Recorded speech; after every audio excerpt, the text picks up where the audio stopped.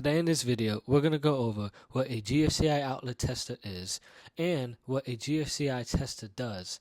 And we're going to go over each electrical deficiency and we're going to go over the dangers of each one specifically.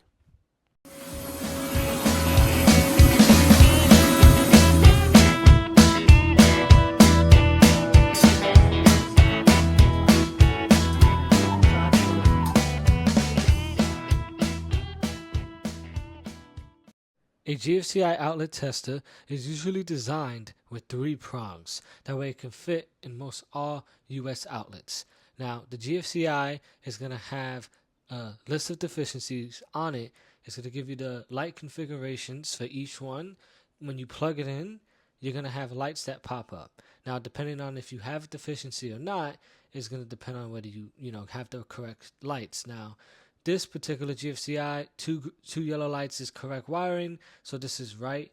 You can see here also that the voltage is displayed on the GFCI protector right here above as well. Now, another thing that the GFCI outlet test is going to be able to do is obviously test if an outlet is GFCI protected. So you see here when I click the button, the outlet is no longer showing the lights, and that's because the outlet's off right there. So I had to reset it again on that GFCI outlet. So this is how you test to see if it's GFCI protected. Now, the third thing that the GFCI protector is going to do is it's going to show lights depending on if there's a deficiency in that outlet. So you can see here that there's a red light that popped up on that left hand side, and that's going to mean that this particular deficiency is a hot and a ground reverse / missing ground. So that's going to bring us to our first deficiency that we're going to talk about, and that's going to be that the hot and the ground is either reverse or that you have a missing ground, and those are going to be the second and the third options on this outlet tester.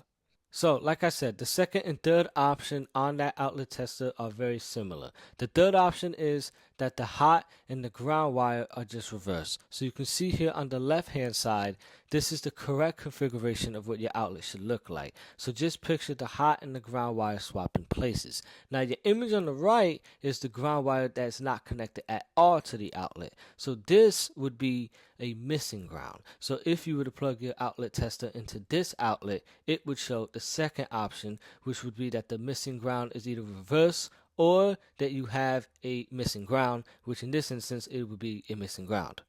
Now, the main dangers of not having a ground wire is that you have to understand is that the ground wire provides a safe path for excess electrical charges to flow into the earth. So not having this is going to increase the chances for you to get electrical shocked and the equipment to get damaged as well. The next deficiency on our list is going to be that the hot and the neutral wire are reversed. And you can see here that on the right hand side that the hot wire is where the neutral wire is supposed to be. Because if you look on the left hand side, that's the correct wiring configuration. So this is obviously going to be a defect, and this is also known as what's called reverse polarity as well.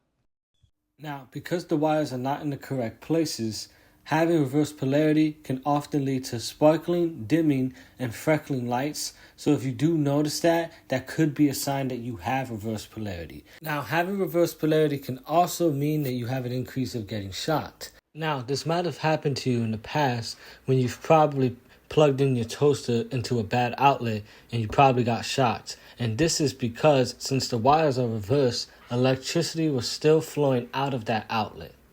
The next deficiency on this list is going to be an open hot. Now, an open hot essentially means two things. It either means that the hot wire is not installed properly or it's damaged. You can see here in this example that this hot wire is actually sliced in half. Now, you'll know you have an open hot because if you take a voltage tester and put it towards that outlet will be showing that it has no power coming through it. So the reason why an open hot is dangerous is because you have electricity flowing through that wire. And since that hot wire is either broken or it's split off, that electricity is now flowing out in from the wire and out into other wires that might be exposed, which could cause a fire. The next deficiency on our list is going to be an open neutral. And like an open hot, this is also going to happen if that wire is not installed properly or it's damaged. So you can see here in this example that the neutral wire is actually burning and is badly damaged. So this is definitely going to show as an open neutral. Now, the reason why having an open neutral and a damaged neutral wire is dangerous is because the neutral wire's job is to complete that circuit of electricity flow back to the energy source. Now, having an open neutral is going to mean that the outlets are not going to be working, and that's because the electricity is not completing the full circuit. However, it's still important to know that that outlet is still going to be hot. So if you do plug things in, you still can get electrocuted.